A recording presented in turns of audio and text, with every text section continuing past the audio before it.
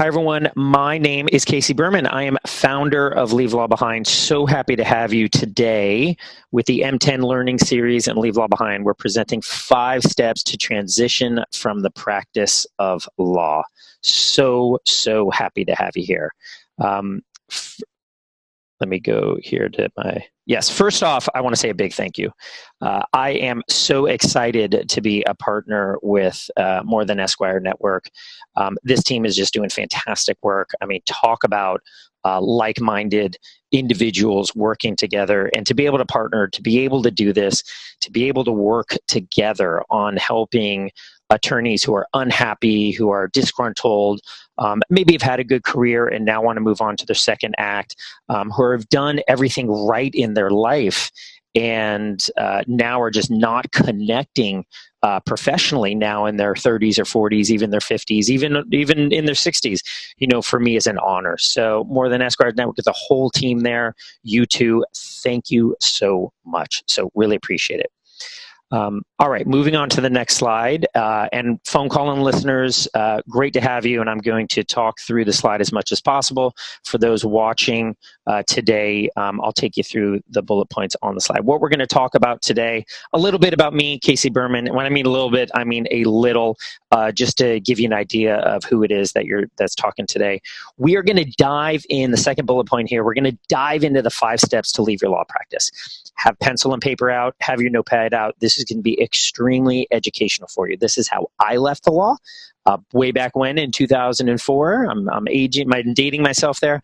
And this is how people who go through my program and clients have left the law. So you're going to get fantastic information here today.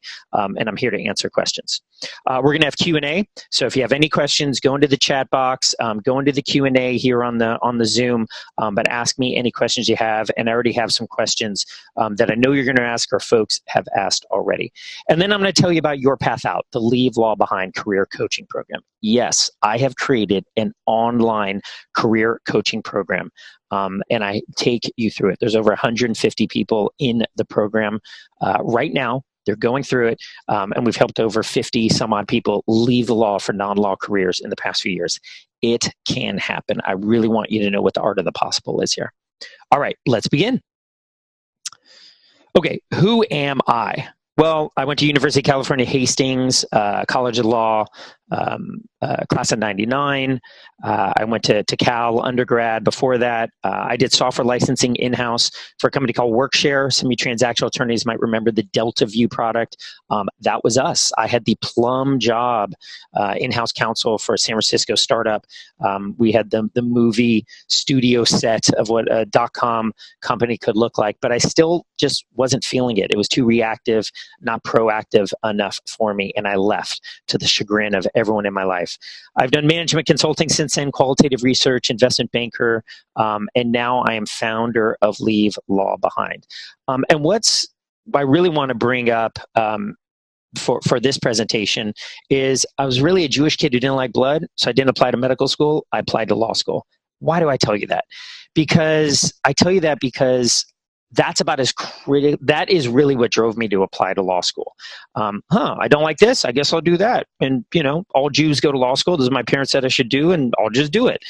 And, you know, the more I've spoken with people across ethnicities, across different families, across different regions, you name it, they all kind of nod their head and have their own. Well, I just went because that's what my family does, or that's what my religion does, or my family was a bunch of judges and that's what I do. And so this isn't really to give us a hard time.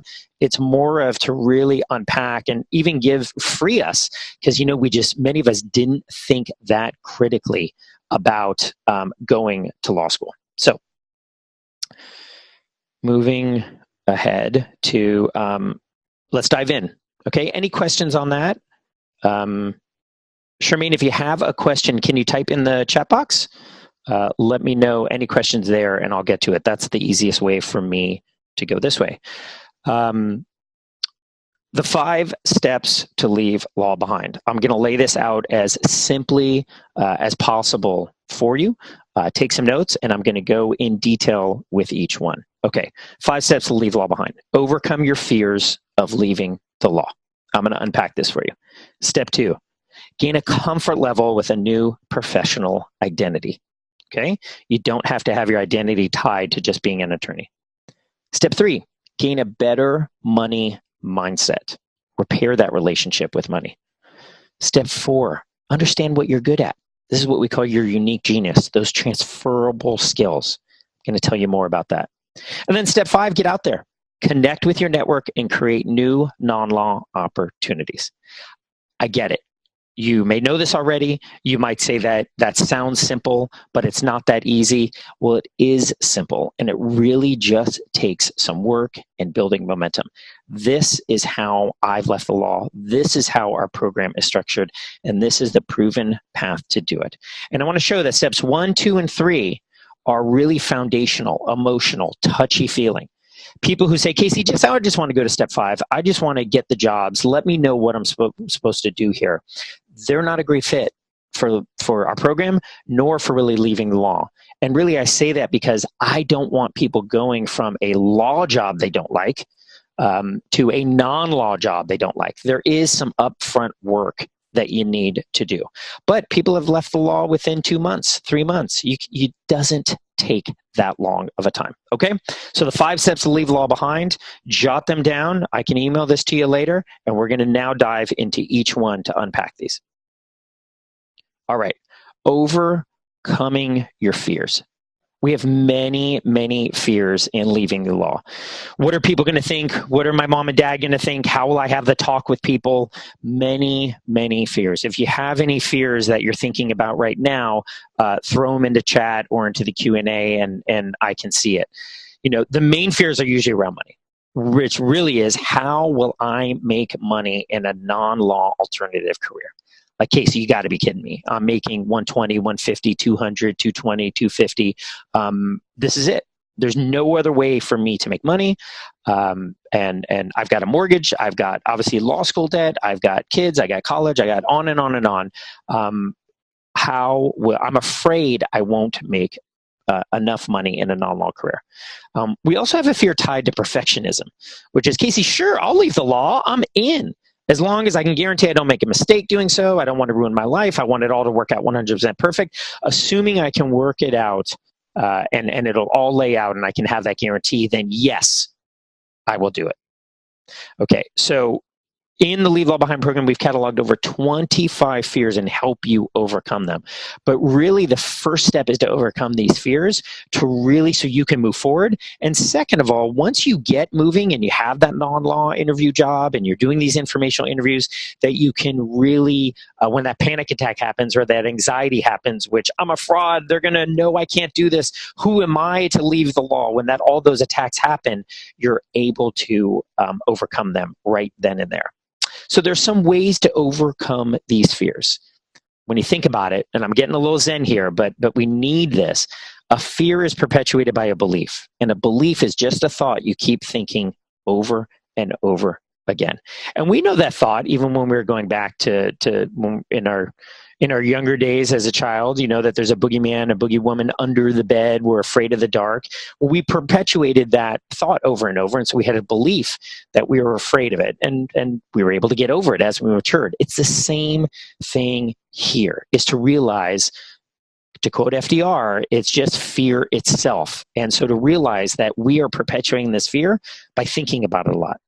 So one way to stop thinking about it so much is to get out there. Slowly, step by step, talking to more people, seeing that your skills are actually transferable, seeing what non-law jobs are out there, going through a program like we have at Leave Law Behind, and really seeing the possibilities, and then creating momentum. I mean, you've seen momentum as you've advanced in career, negative momentum as well as positive momentum. But that's what we do here. Now, you may say, Casey, I can't break away from informational interviews. I can't break away for lunch. People will see me if I leave the office. I'm so busy. I work 90 hours a week. I get it.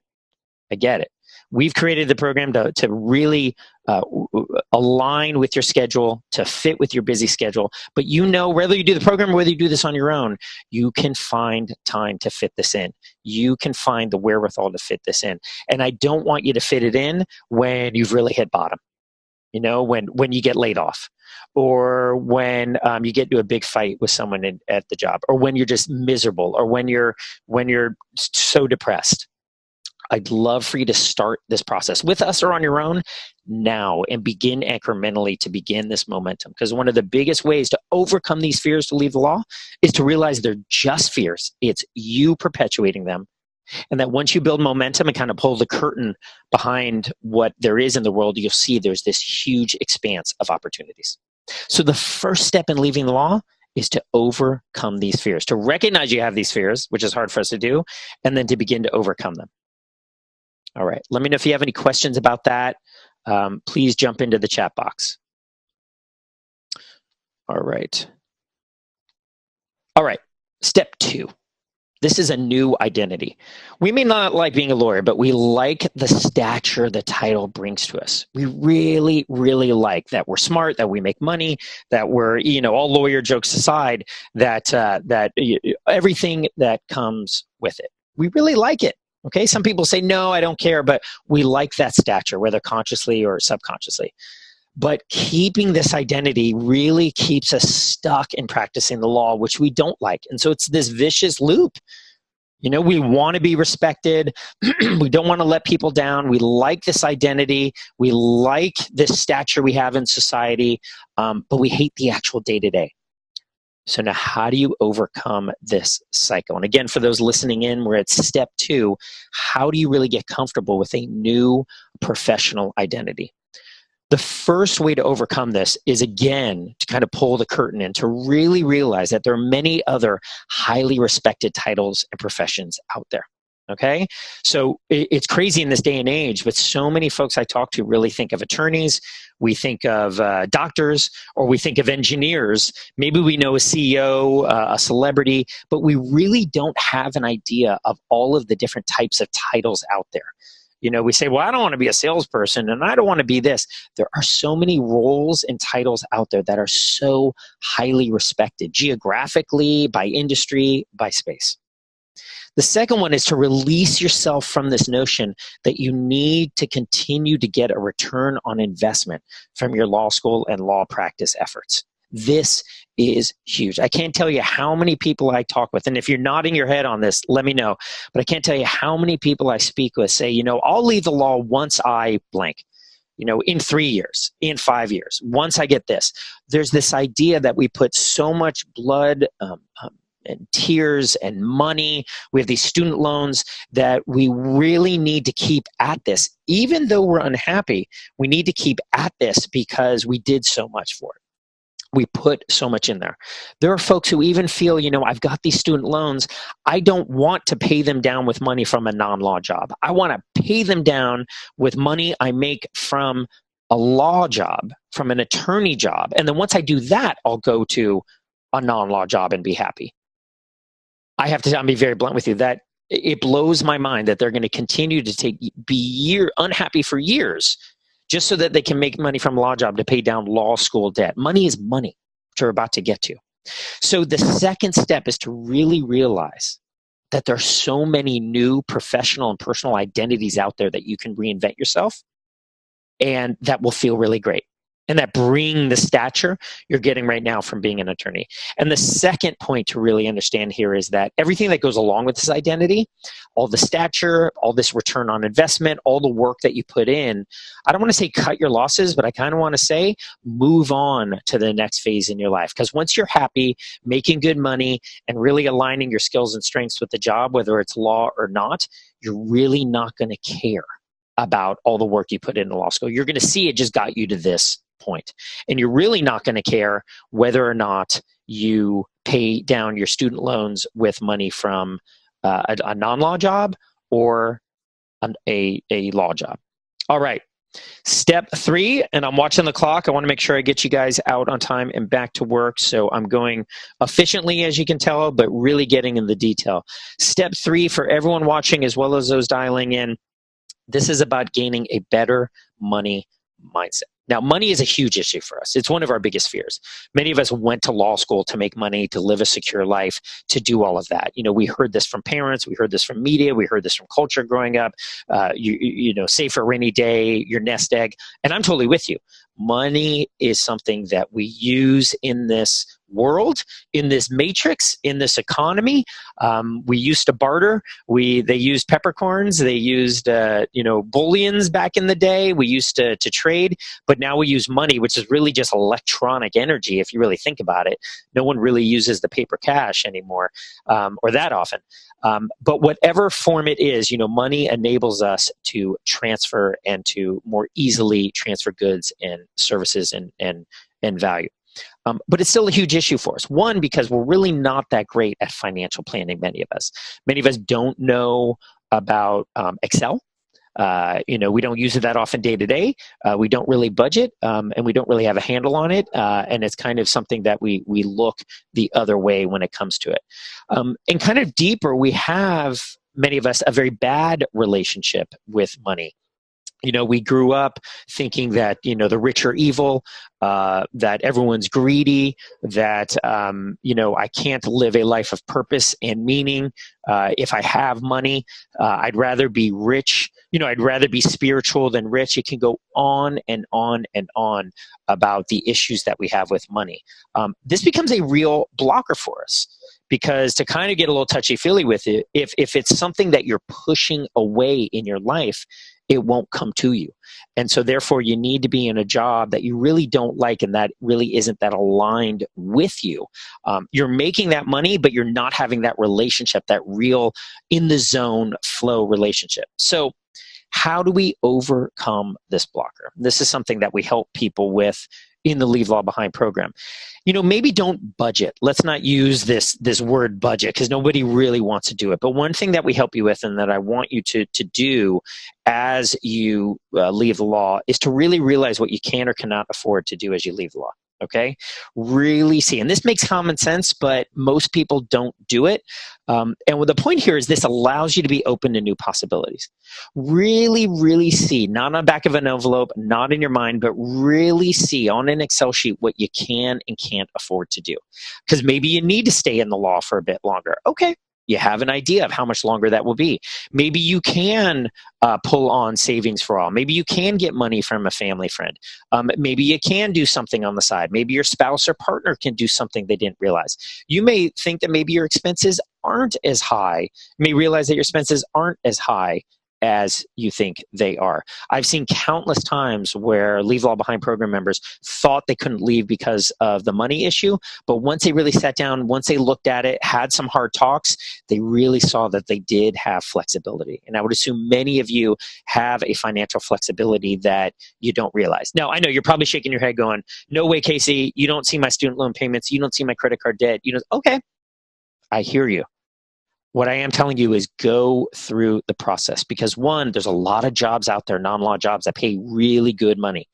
You think they don't. You think you're going to need to take a huge pay cut. That's just a belief. And I don't want that to stand in the way of doing this. And second, you may be surprised. All right. And what I want you to realize is that money is just energy, the meaning of which you and I provide to it. It's kind of like tofu, if you think about it. Right? What flavor do you want to give to it? Are you going to give it soy sauce? Are you going to give it, peanut sauce? Are you going to give it something else? Money is just that. There's a reason it's called a currency. Okay, and if you think I'm crazy about this, look at some other respected people, Einstein, Dalai Lama, you name it. Just Google it, find on YouTube, who are saying the same thing. That's where I've learned a lot of these ideas, that money is really just an energy that helps us exchange value. So if that's in mind, if that's the idea, then what meaning do you want to give money? Do you want to give it that boogeyman? Do you want to give it an idea of lack, like, oh, I'll never have enough money? Do you want to give it that money is the golden handcuffs, it's tying me, the boss here, the partner, the whoever it is had power over me because they pay me? Or do you want to give it a flip it and welcome money into your life? Look at it as a better relationship. Do you want to look at it as something that supports you, that conspires to help you? And I know this is crazy, but I've given my permission as an empirical type A, show me the evidence first lawyer. I've given myself permission to think this way, to think out of the box. watching the movie like The Matrix, seeing kind of macho athletes out there that I respect, getting in the zone and meditating and things along those lines. I've given myself permission to look at the world in a different way, because I had a very macho, empirical, I'll believe it when I see it type way. And then I've seen others look at things in a different way and become very, very successful. Great question from Isabella. Do you have any advice about getting over the guaranteed pay bumps that come with staying in private practice? Well, so if you want to stay in private practice, is this sort of the cycles of money, getting over these cycles, the highs and lows of it? If you want to stay in private practice and get over the pay bumps, one is to have a little bit of a nest egg that helps you kind of overcome those and even out what might be these bumps or these cycles if you want to be in private practice. Another thing to do is to really automate things, to use technology. And I'm not saying you got to geek out or get a degree in this, but there are really great ways via email and via video, people that you can help that I know that can really help you automate your private practice to reduce expenses, but also really help you connect with clients, do intake better, do onboarding better, to really qualify ideal clients. So I don't know if that's what you had in mind. Hopefully that answer touches on it. Or Isabella, I'm happy to take that offline and I can answer that in more detail later. Sorry, I meant that if you stay at a firm, you'll get a raise of X amount of dollars once you move up a year. That's right. You'll get this raise. You sort of look ahead, and as opposed to other jobs, our bonus raises are more discretional. Well, that's your mindset. One is bonus raises are not necessarily more discretional. I know here in Silicon Valley, there are a lot of tech companies where it's really not that discretional. You have a really good idea of what the bonus will be. So again, and Isabella, thank you for the question, and not to pick on you here, but I do want to call this out as a perfect example of a belief we have of other industries that's not necessarily accurate. There are a lot of companies out there where the bonus is pretty predictable. And not only is it based on your performance, but it's based on the company's performance. And there's a fantastic opportunity with a high growing company. And I'm not saying some risky startup, but a big kind of settled, very stable company, whether it's tech or in something else, that if they do really well and their stock price goes, well, you're going to benefit as well through more stock, through bonuses, and so on. So the one thing I want to call out here is this belief that it's more discretional in other industries. Not necessarily. And as you get out there, as we will look at in step 5 of getting out there, this is something you want to ask people. What's the bonus structure like? It's this way in law. What is it like outside of the industry? Now, I'll tell you, Isabel, when you look here of that, well, I have a firm and here's my plan and this is what happens. And there was a Leave Law Behind program member who was so anxious about money because he knew he was 38, till 68, what he was going to get for the rest of his life. And it sounded pretty good for him. Okay. I mean, if that stability and security outweighs your anxiety and depression and just not feeling great, then run with it. What happens though is when that anxiety and needing more and needing life purpose, when that works, when that overcomes that need for stability, then you want to make a change. Can you give some names of those companies with stable bonuses? I mean, look at the Fortune 1000 companies. I know some just personally, of people that I work there. Brenda, happy to talk to you afterwards. But there's a lot of companies out there, Fortune 1000, whether they're tech companies, that give, and I'm not sure if they're necessarily stable bonuses, but what I'm saying is that they're not necessarily more discretional. You can the point that I want to make is that as you go through your research and find this, the informational interviews and so on, that'll be one of the questions is what is the bonus structure like? How discretionary is it? How predictable or close to predictable it is? That's one of the questions that we want to ask. But I can tell you that believing that it's very unstable, I don't think is that accurate. So hopefully that's helpful.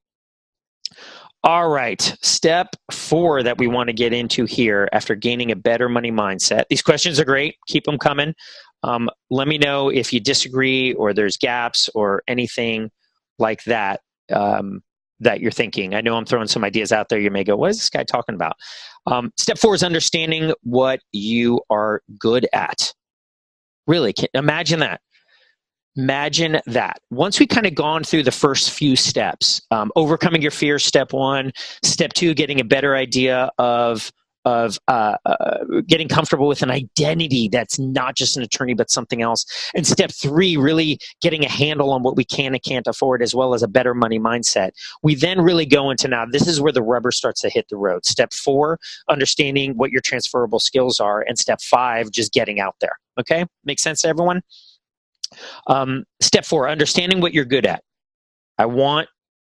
This is where everyone starts to smile, and I really want you to understand you have skills in demand in the non-law world. Your skills are not just applicable to being a lawyer, to being an attorney. I want that to sink in. You have skills in demand. You persuasive writing, issue spotting, being the adult in the room, the cat herder, presenting, putting out fires, upselling, meeting deadlines, project management, on and on and on. You have so many skills, okay? But you likely don't believe it. I'm going to pause there for a second. I'm telling you this. You have so many skills. There is a story I tell, leave law behind graduate, 4 years big law. She was at the federal prosecutor for 9 years, early 40s, could not do this for another 20 years to retirement, was just hating it. We started working together. We went through what we call her unique genius, the step 4, and we found out that she was really what we call, quote unquote, air traffic control. She was the cat herder. She was subject matter expert, presented in front of judges, opposing counsel, mentored young associates, traveled. I mean, you name it, she did it. And she liked this idea, air traffic control. Now, we didn't have her go apply at the airport. Well, what we saw, she said, well, what the heck am I going to do with this now, Casey? Well, we introduced her to procurement, supply chain, logistics type jobs, getting something from point A to point B to point C. She's now the head of vendor management and operations for an online company that sells clothes, that just went public. Loves her job. We were able to show her transferable skills, literally from running big federal cases to now working at a tech company. And she told a funny story that she was walking in to fire a vendor to terminate an agreement over the phone, and she had a younger person with her, late 20s or so, and the younger person said, are you okay? Are you ready to do this? This is a big deal. We're terminating this agreement. And she didn't want to be patronizing, but she looked down and said, I've done RICO cases. Like, I've sent gangsters to jail. I've argued in the Ninth Circuit. I can do this. I can terminate this agreement. You think about the stressful situations you've been in. You think about the people that you've been up against, the opposing counsel, the bulldogs, and all of that. A lot of what's done in the non-law world, you can handle. You've got those ice in the veins. So that's an example of taking law skills, lawyer skills, and really believing in them and seeing how transferable they are to a non-law job. I really, really want you to believe it. So how do you understand what your skills are? You ask your network 3 questions. Here's the program. Write these down, everyone. This is what we help you with. But if you want to do this on your own, ask these 3 questions of your network, collect these traits, and then put together a narrative. If you're a sports fan, it's like a scouting report, okay? Compliment me. Number 1, what am I good at? Hey, network, get 5, 10, 15, 20 people. What am I good at? Second, for what type of advice do you come to me besides legal advice? What advice do you come to me for? And third, what do I do or have I done for free? Am I the person who puts the IKEA tables together? Did I volunteer at the SPCA as a kid? Was I always a business person growing up? And you let this inform the career you pursue.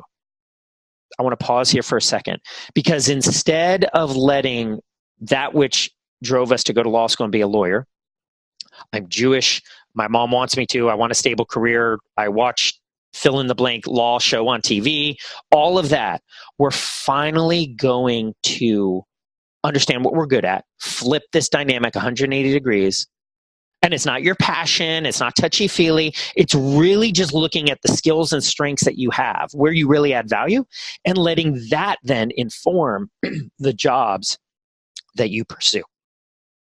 Any questions on that? Because this is something that once you get it, once you understand it through our program, the light bulb goes off.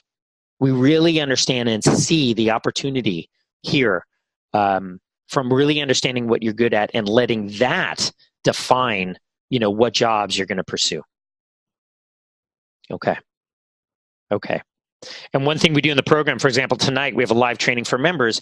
There's an attorney from Los Angeles who's coming on, and we're doing a unique genius spotlight.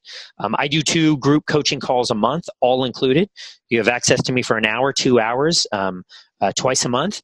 And this person's coming on. She's at module 4, step 4 of the program. She's got her unique genius there, and people are going to come on just like this. Our whole group, it's this whole community, like-minded, supportive people, and she and I are going to work together, and everyone's going to watch and take notes, helping her flesh out what her unique genius really is. All right, I'm watching the clock. Let me know if you have questions, but we're making really good time. We're at the last step, getting out there. Okay, step 5. So after step 4, where you understand what you're good at, understand what your unique genius is, what are my transferable skills, look in the mirror, feel really good.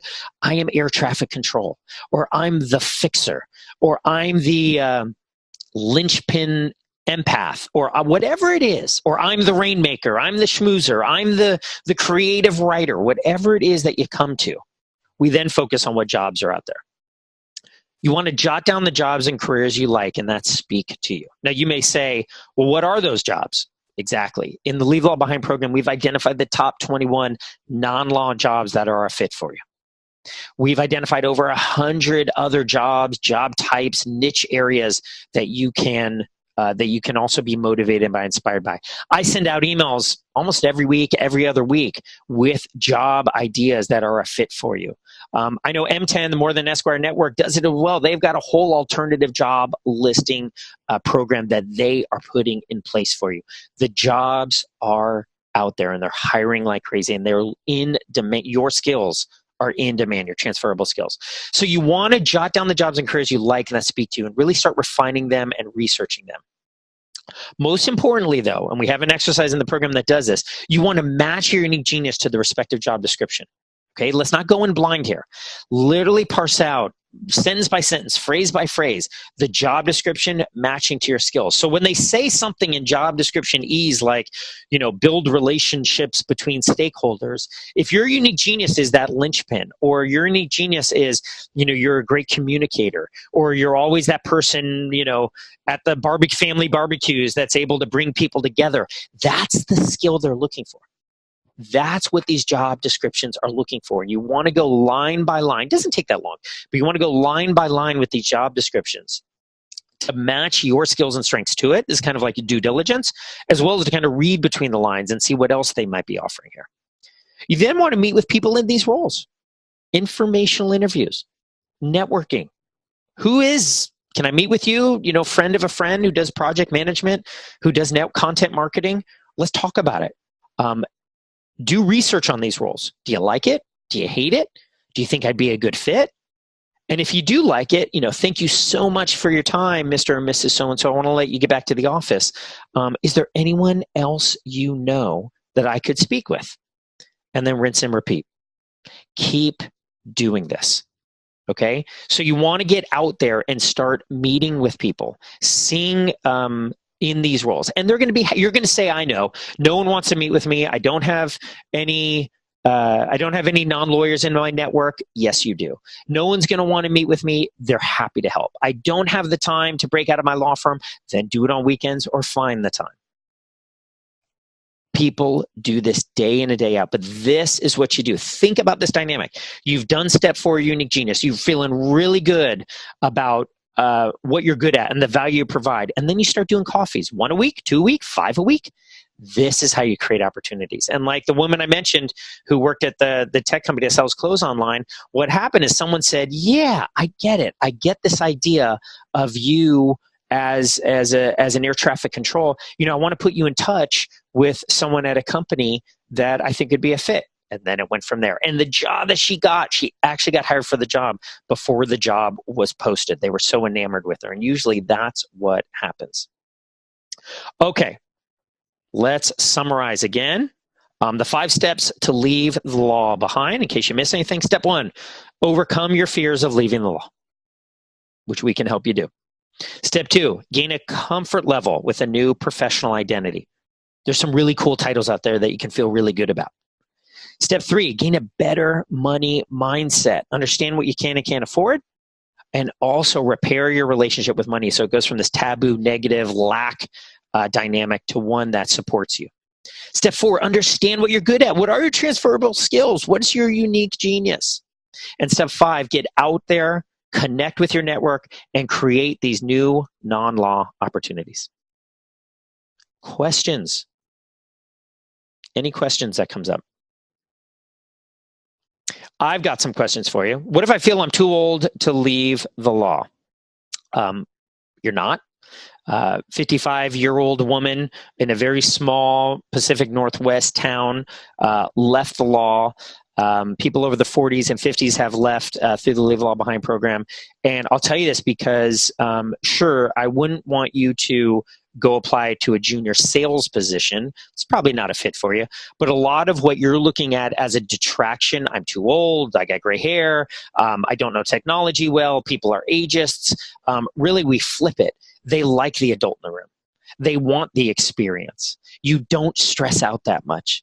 You've seen stressful situations. You know how to mentor people. You can present in front of important people very well. You can build relationships. So it's definitely understanding your unique genius and really the skills that you have, matching this to the right job, but moving this from I'm too old to flipping it. And this isn't just positive thinking, but it's flipping it to a belief of, you know what?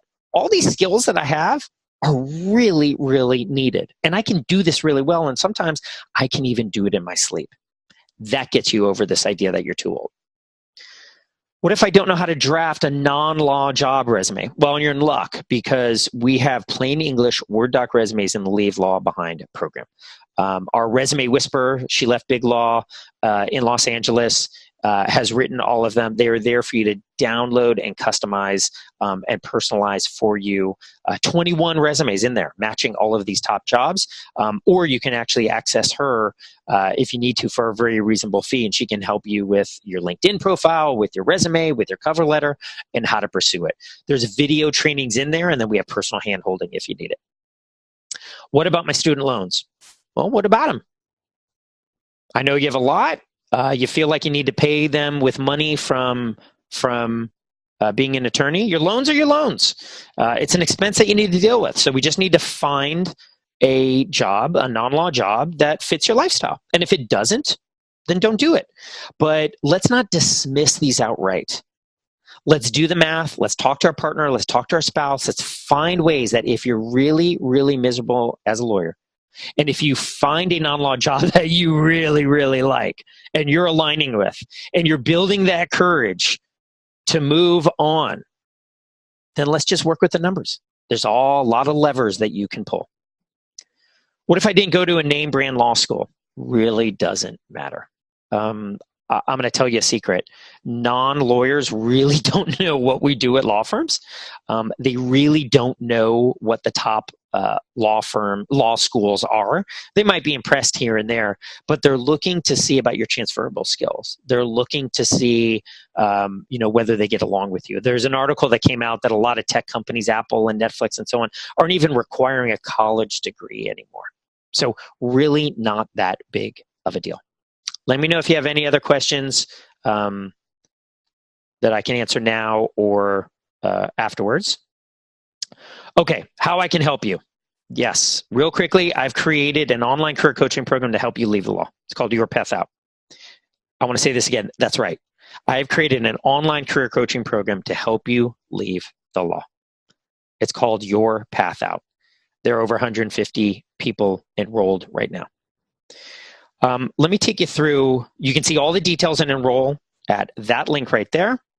And I'm going to tell you briefly what's included in this. And I think, there you go. I've just pasted the link in the chat. leavelawbehind.com/M10. If you want to do a free consult with me to talk this through, you can go to leavelawbehind.com/free consultation. The links are here on the screen, or they're in the chat. Again, if you're dialing in, I can email this to you, or you can watch this on the replay. Let me tell you briefly what's included so you get an idea of what's going on here. You have lifetime access. You're never going to worry about losing the program because I give you lifetime access to the program. You can work at your own pace through the 5 steps to leave the law and all of our coaching videos and tutorials. You get weekly career coaching emails from me that keep you accountable. You get the first look at top non-law jobs that I curate and email directly to you. You gain access to the over 100 top non-law alternative career jobs and ideas for you. And you can confidently apply to non-law job openings with, as I mentioned, the full library of 21 plain English resumes. And you can connect and collaborate with me, with Leave Law Behind members, and other graduates in our forum. It's like a chat room. There's more. You get monthly Ask Casey Anything group coaching sessions, how to overcome the fear of leaving the law training, unique genius spotlight sessions with real Leave Law Behind members. There's the How to Get Unstuck group coaching sessions, the live tips and strategies from Leave Law Behind graduates. There's Carly Steinbaum, our in-house resume whisperer, who's there to help you. There's informational and hiring interview coaching with our career transition expert, Maury Schwartz. There's coaching to overcome this, I'm too old or I'm too young to leave the law. There's training about what jobs exist beyond transactional and litigation. And then we get really touchy-feely with how to transmute and reverse fear into a positive driver in your life. And there's a full 30-day money-back guarantee. If you don't like it, if you're not thrilled by it, I'll give you your money back. So you may be saying, this sounds great, Casey, but what does this cost? Real quickly, many career coaches for attorneys charge $12,000 to $15,000 per year. My Platinum program goes for $5,000. What I just described here, our gold level costs $1,497. A one-time fee. There's no other charges. You get lifetime access. And if you'd like, you can pay $250 a month for 8 months. Okay, so literally for the cost of what you might have paid for a law school course, if not less, you get lifetime access to help you leave the law. If you want to spread it out, you can do it for $250 a month for 8 months. There's no other charges. Now, you may say, well, this is a big deal. I got to talk to my spouse. I got to think about it. I get it. But when you really think about all the stuff you've done in life, whether it's getting married, whether it's having children, going to law school, taking on $100,000 or $200,000 in debt, this really isn't that big of a deal. And I've priced it so reasonably. You get to self-pace and go through all of the coaching, hours and hours of coaching in our program. And then you also have me twice a month via our live trainings. You get me every day in the members forum. You can also email me anytime and I'll get back to you. Now, we have another tier, our silver level. For the cost-conscious one, this is only $797, or you pay $97 a month for 12 months. That gives you everything, the 5 steps to leave the law, all the video coaching. You do not get the resumes. You don't get the monthly group coaching or the members forum at the silver level. That's what you get at the gold level. But for $1497, $250 a month for 8 months, we'll help you on your path out of the law. So again, please check out leavelawbehind.com/MTEN, M10. And here's a special gift to push you, to urge you, to kind of get you to change here. If you sign up by 11:59 p.m. midnight Pacific time on Thursday, April 25th, that's tomorrow night, I'll give you 1 hour strategic coaching for free. A one-to-one coaching, that's worth $500. That's what I charge a la carte. I'll give you that hour as being a member of M10 for free. One, because I love it. I'd love to work with you. We can do it over phone. We can do it over video. We can do it in person. Brenda, I'll get to your question in a second. Thank you. We can do it in person if we're in the same city, but I'll give you 1 hour of my coaching, one-on-one, not the group coaching, one-on-one for free. And again, if you want to talk further, please go to leavelawbehind.com, free consultation. Brenda, what if you only need a portion of the program like the resume writing? One, I would say, go with the silver for $797. You can check it all out at leavelawbehind.com/MTEN. Click there. I've laid it all out for you. But I'll push back a little there because I'll say, that's what a lot of people say. Just give me the resumes. Just give me the job. What I want to avoid there is you doing just that and ending up in a non-law job that you don't like. I want you to go overcome your fears. I want you to really think deeply about it, even if it's only for a week or so.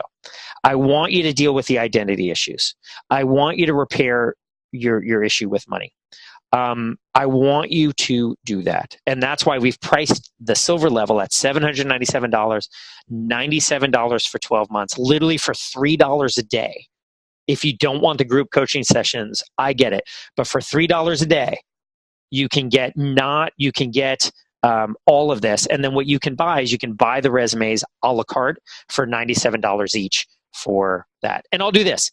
If you sign up now by tomorrow evening to push you here, and you sign up for silver because you don't want the $14.97 gold, you want the $797 silver, I'll throw in a free resume for you. I'll throw it in, $97 for free there. Brenda, I will say, I want you to go through step 4, what your unique genius is, because based on your unique genius, based on the jobs that really are a fit, that will then inform what resume you want to use, right? I want you to do a little bit of that work, and I can help you before you choose a resume. I don't want you to just choose a resume of, say, business development or something like that because it sounds good and it's not a fit for you. I want you to do some of that work. Does that make sense? Okay. Any other questions? Any thoughts? Thank you. Thank you for your time.